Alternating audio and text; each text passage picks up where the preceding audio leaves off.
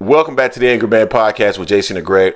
So, Jay, big news that just dropped. Canelo Alvarez will be facing Jaime Munguia. He took to his Instagram to announce it to the Mexican fans. And it will be live on pay-per-view May 4th, T-Mobile Arena. And it is brought to you by Premier Boxing Champions. Prime Video. The guys that supposedly could not come up with enough money to put into escrow, the guys that are broken simply cannot pay for Canelo. We told you guys that was a lie. That it was not factual, that what he was saying didn't make any sense. Because if they didn't have the money before, how did they have it today? Exactly. Came on talking about he was vindicated after the negotiations fell apart because Canelo wanted Jamal Charlo, only to arrive right back with so-called PBC, the broke guys.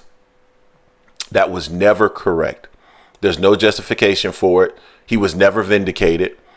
And that is the reason why you never heard anybody else report on it, including Mike Carpenter, who doesn't necessarily care for anybody that's over there at the PBC. But I digress. We knew that this fight was coming, Jay, because we had heard about it. The good friend to the show, Jake, posted about it, I don't know, a week and a half or so ago. So we knew it was coming. Yep. And I think what I'm more interested in, and of course I got Canelo Alvarez winning this fight, and I do believe it's going to be a commercially viable fight. And I would be okay with this fight if in September there's a guarantee of David Benavidez. Now, that's where I was heading, Jay, because there were words out there that was saying that the negotiations had stalled because Canelo was still trying to get a Jamal Charlo fight in September.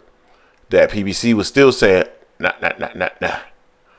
So I wonder if PBC capitulated, conceded to the demands of Canelo Alvarez, or did Canelo come to his senses and agree to fight David Benavidez? That's what will be interesting as far as I'm concerned. I haven't seen anything in regards to that.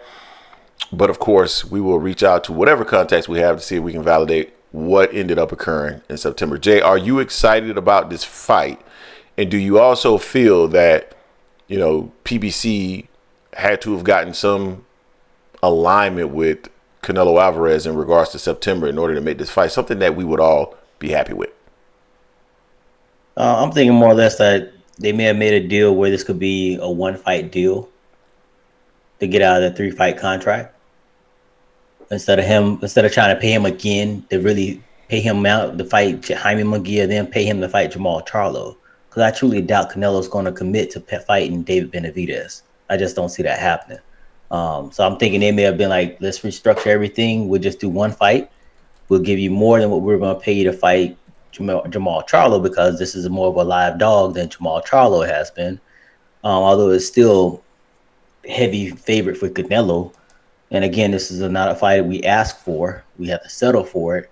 I'm more thinking along the lines, what's going to be on the undercard? Because it's been rumored, Bozy has said multiple times, Boots is going to be fighting on the undercard. So going to see how they stack this undercard to try to pull us in on that aspect there. Because I'm telling you, I'm a disgruntled boxing fan right now with him avoiding David Benavidez. There's no ifs, ands, buts about it. That's what he's been doing. He's avoiding David Benavidez. I thought he wasn't fighting a Mexican fighter. Oh, that's right. David Benavidez, he's not full-blooded Mexican. He's Mexican and Ecuadorian. Based on one of the callers talked about that on our show that we have every Sunday at 4 p.m. Eastern time. So it's a fight. It's better than the Charlo fight. I give it that. But it's not the fight no one asked for, no one really wanted. When I wouldn't have cared if this fight was happening in September, we got David in May. But to your point, I hope PBC was able to pull and twist his arm to have this fight here against Munguia in May, and then run it back with David. Hopefully the sign seal delivered. I'm hoping that's what we get, but I truly doubt it because I don't trust Canelo just because he's never done anything like that. He hasn't given us the fight that we really wanted in a long, long time. It's how long it took him to fight Triple G again. I'm not even the biggest Triple G fan. But I'm more interested in seeing the undercard because I think my man, I think Jerron Boots Ennis is going to be on the undercard, so I got to see how that works out. Yep. I'm aligned. I,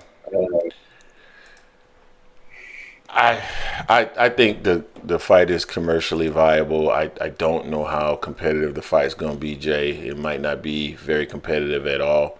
I'm not all that impressed with Jaime Munguia. Is he okay? I mean, he's an okay Not at fighter, all. but I'm certainly not impressed with him. I'm assuming that Canelo Alvarez is also not impressed with him. That's why he got the opportunity to fight him. I don't know, man. We'll see how it goes. Like I said, I think it's important to understand what the September fight is going to end up looking like, because I think that's going to weigh heavily in terms of whether or not I have any real interest in this fight. If it's leading to something that I definitely want to see, then no problem. If it's not leading to something that I definitely want to see, then I have a problem with this, because, again, I just don't think these are the options that we're giving fight fans that will actually keep them intrigued and interested in the sport. Agreed. So You can't keep giving the fight fan stuff that they're not asking for and think they're going to be okay with it. You know, especially for this long, man. Dude's been not fighting his mandatories that we want to see. He's fought other certain mandatories, you know, but other mandatories have to jump through hoops. They have to fight everybody to get a shot, and then they still don't get the shot. You know, it's jacked up, you know, but it is what it is. I'll wait to see what's on the undercard. yeah, we'll see. I know you mentioned Boots. I know there was some talk about Boots versus Crowley, Probably. and at this point, we don't know if that's going to actually materialize, because apparently Crowley has gotten an offer that he's not interested in. But definitely, we want to see Boots get back into the ring. Boots did tweet something the other day. We said he always does what it is that he say he's going to do. So maybe that's an indication of who he's going to fight next, or at least a level of confidence that he's going to be in the ring very soon. And that's really what I'm looking forward to see Boots back in the ring. But again, Jaime Munguia, we'll see what the fight ends up looking like. Maybe we might feel a little bit different about it. Maybe they're going to add some things to the undercard that will make us a little bit more excited about it. But, you know, it is good news to know that we do have a fight coming on Cinco de Mayo, and this is something to look forward to. So, From a broke company. exactly, from a broke company. And the only other thing I have, I wonder how Oscar De La Hoya plays in this, considering Jaime Munguia is supposed to be his fighter. Because according to some people that are currently in our Discord, how in the world could this fight come to fruition and be on PBC? Because Munguia is with Oscar De La Hoya. You know who you are. You guys tell us what you think in the comment section. Don't forget to hate, like, comment, and subscribe. This is the Angry Man Podcast, AM Sports Media, and we are out.